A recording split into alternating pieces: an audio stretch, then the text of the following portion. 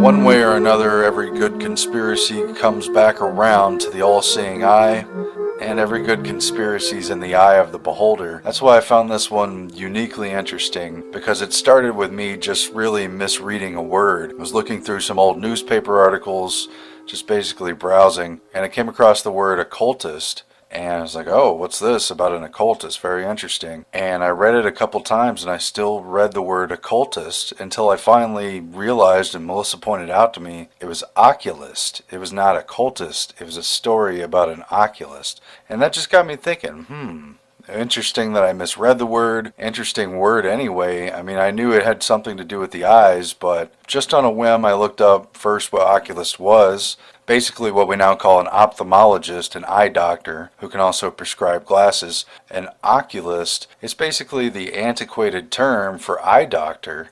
And it's very similar to the word Oculus, Oculus Rift, currently the big VR platform. It's all about the way we see the world. Very interesting. So just on a whim, I decided to search for Oculist conspiracy. And not only was there one, but it ended up being more interesting than I ever thought.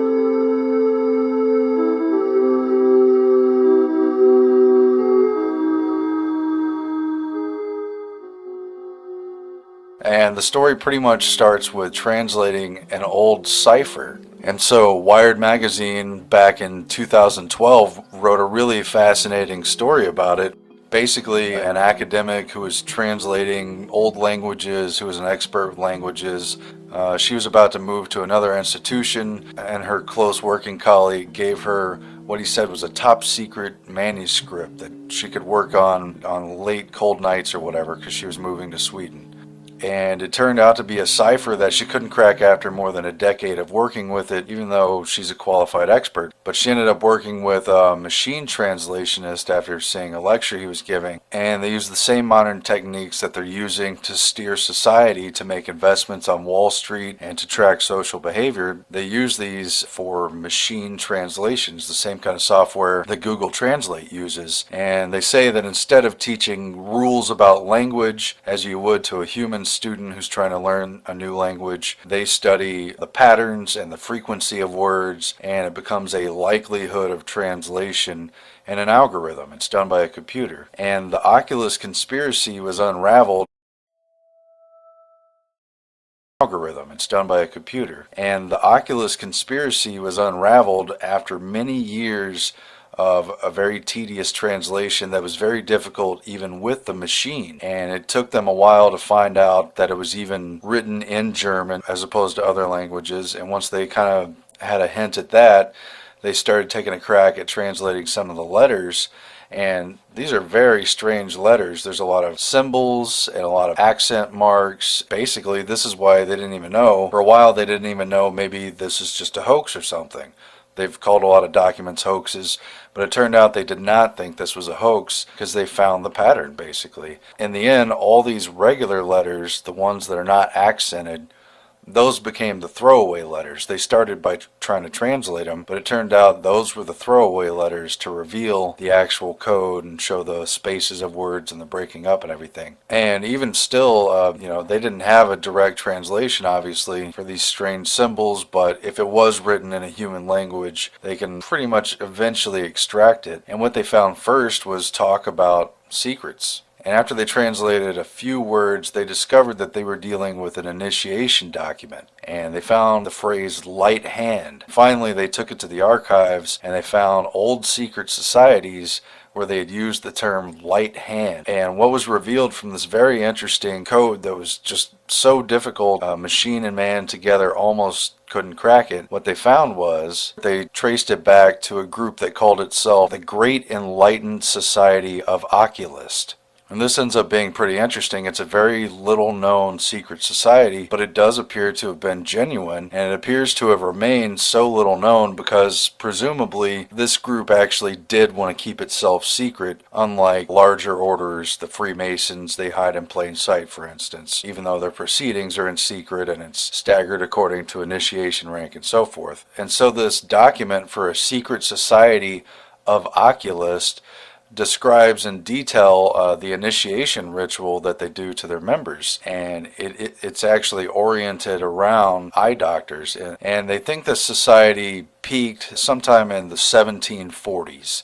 In the 1700s, just at the dawn of what was about to become the American Revolution, and after that, the French Revolution. Freemasonry was very popular in Europe. There were lots of different lodges and lots of subgroups, and the key development, at least according to what they're saying in this story, is that the Pope issued a historic decree in 1738 that outlawed Freemasonry and made it a target and an enemy of the Vatican, and the Pope forbid Catholics from joining the Freemasons or from assisting them in any way on threat of excommunication. And apparently they were most worried about the secret oath. They didn't want Catholics making a secret oath with other non-Catholics and having a secret loyalty that they didn't control or that they didn't know about or that might trump them. And so mainstream history tells us that in 1738 and 1740, a lot of Mason groups splintered off and they created new groups to try to hide their secrets and to try to remain from being prosecuted because they were being accused of satanic activity and being accused of sodomy and other things that they could have been persecuted for. So there was an attempt to hide these secrets.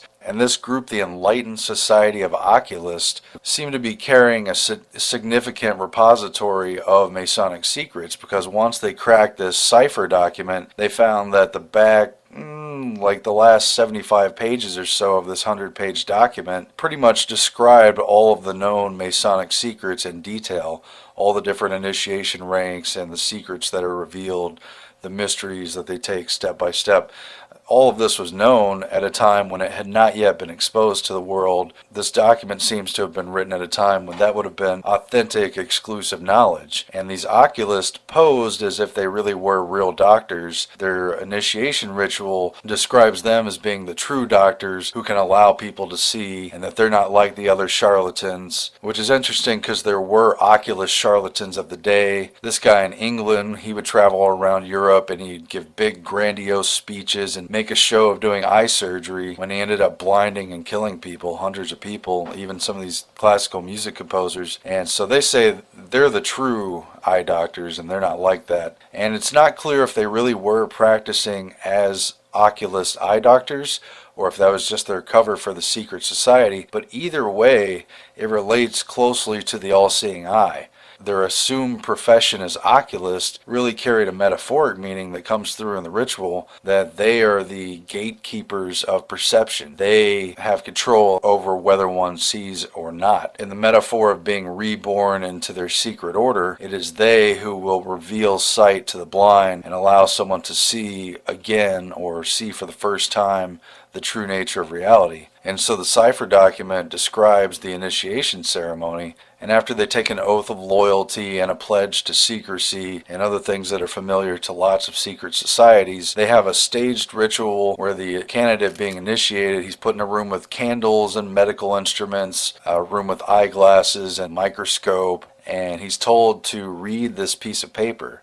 And piece of paper is actually blank, so he says he can't read it, he doesn't see anything, and that's the first step of the ritual. Then they put a pair of eyeglasses on him and ask him again, is he not able to read the writing? And he answers no. And so they tell him, oh, take comfort, we'll help you as well as we can. The initiation ritual goes on, and they do a mock cataract surgery, which was the big oculist surgery of the time. It's a dangerous surgery, and you've got to have a light hand, that phrase they found.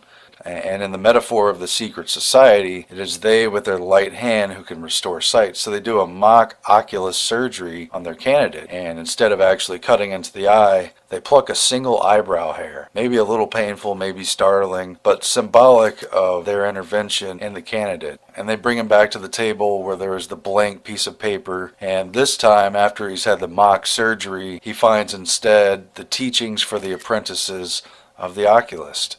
And so now he can see, and they've restored his sight, and that's when they begin to teach their candidate about how to read their secret language, how to recognize it, how to know which letters to read and which not, and how to translate it. Something that historians didn't figure out for 260 years or so, and it took the aid of artificial intelligence just to crack the code. So there's good reason to think these may have been real secrets and important secrets that seemingly the Oculus wanted to initiate people who could be true carriers of the secret and reveal that secret knowledge, the secret wisdom, the divine knowledge, only to those who are very worthy of it, the highly enlightened society of Oculists. And later in their writing, they poke fun at the Freemasons, they joke about having been their creators, and they pretty much allude to the idea that most Masons are not real keepers of the secret, and they're just people who joined up because they wanted to be part of a secret. On the other hand, the Oculists, they profess to have very serious and very true intentions with keeping secrets, and that they're not people who just want to know, they're people who basically should know. And so it's very interesting because this document had not been known. We don't know all the members. We don't know necessarily how big their influence was. But they had connected it to the estate of Friedrich August von Veltheim, who a lot of people think was the leader of the Oculists, or he at least seemed to be in it.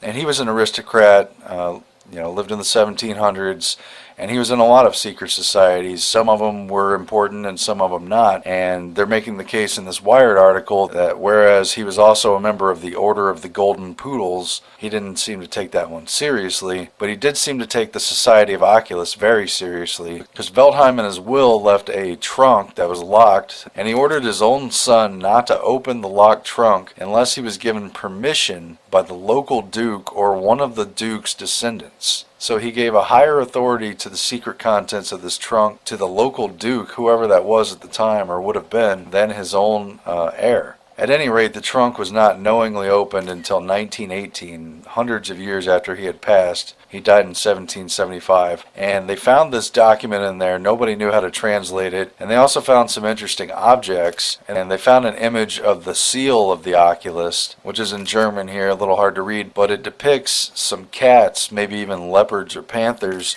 watching over mice at night. And they make the argument that this is an allusion to the secret knowledge, the hidden knowledge that they possess, because cats have very good night vision, so they can see in the dark. In the ignorance of the rest of the world, they alone have the knowledge and the secrets, and they just watch over everyone else like prey, I guess. That's how I would interpret it. And so they also found a cataract needle, again for oculus surgery. It was on a bone handled, a very nice kind of carved out thing. And they found a very ornate tiny cylinder that was covered in jade and gold, and inside they found a tortoiseshell cup that had a replica of the eye, and it was made of ivory and horn, and it came apart like a Madrushka doll into the different physiological parts of the eye. The pupil was inside the lens, that came apart. The iris was on top of the pupil, the cornea was resting on the iris, and so forth. They said each layer was more exquisite than the next, and basically this was a pretty elite symbolic artifacts they found with it. They found an algebraic book that was teaching about numerology and referenced the Jewish Kabbalah.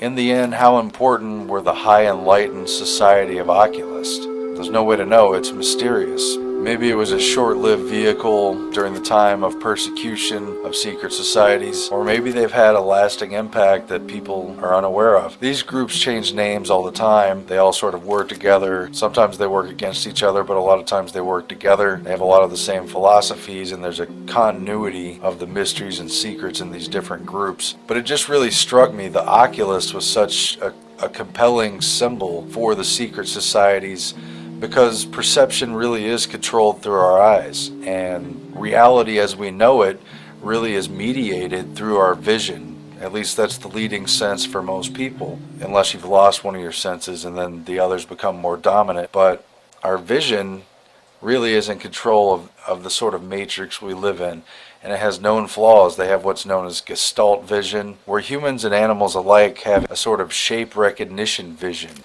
And our eyes are easily fooled, especially at night and in low light. And it translates in the brain, where theoretically, if your vision was modified, you may not know the difference between reality and an artificial image that's fed to your brain, because your brain reads both as the same. But the idea of a secret society of Oculus, it was eerily reminiscent of Videodrome, which is kind of an obscure cult movie. It's a David Cronenberg movie. A lot of people haven't seen it, but it's overtly about mind control. And the twist at the end, after this guy hallucinates from watching this pirate video signal that has a malware signal implanted on the tape in the noise of the tape. And in the end, this conspiracy is controlled by a front organization for an eyeglasses merchant, global consortium of eyeglasses that also make weapons of war and who have now delved into the mind control of the Videodrome television signal. He confronts and destroys them at the end while they're having a trade show for the new line of glasses, and they have symbolic images of the Medici saying, "The eyes are the window of the soul, love comes in at the eyes," and the whole theme that your eye is what connects to what's really inside of you, and it's the mediator between your world. And David Cronenberg, giving interviews for Videodrome, said, what your senses do, your vision, your hearing, your other senses, what senses do is the same thing as what psychotics do. They fail to distinguish between fiction and reality. Your senses, just like psychotics, don't know the difference between fiction and reality. They're just fed data, and your brain processes it, and your mind makes decisions based on that information. So if you were trapped in a false world, and your eyes were really playing tricks on you because what you were seeing wasn't really there, technically speaking, you wouldn't know the difference, or you may not know the difference. And that's what's creepy about Videodrome, and by way of metaphor and by way of symbolism, it's kind of what's creepy about the Society of Oculists as well, and whatever secrets they still hold from their time of prominence, and really just a few decades before the Bavarian Illuminati surfaced, and all these worldwide revolutions started, and a different sort of agenda began to play out. Sunday on Fox, Jaden Daniels leads the Commanders. Touchdown! Against Dak Prescott and the Cowboys. Oh, what a catch! America's Game of the Week, Sunday at 4 Eastern on Fox. Turns out all the crazy cranks and conspiracy theorists who were concerned about chemtrails and weather modification, well, you might have been proven right after all. One way or another, every good conspiracy comes back around to the all-seeing eye, and every good conspiracy is in the eye of the beholder. That's why I found this one uniquely interesting, because it started with me just really artificial image that's fed to your brain, because your brain reads both as the same. But the idea of a secret society of oculists, it was eerily reminiscent of Videodrome,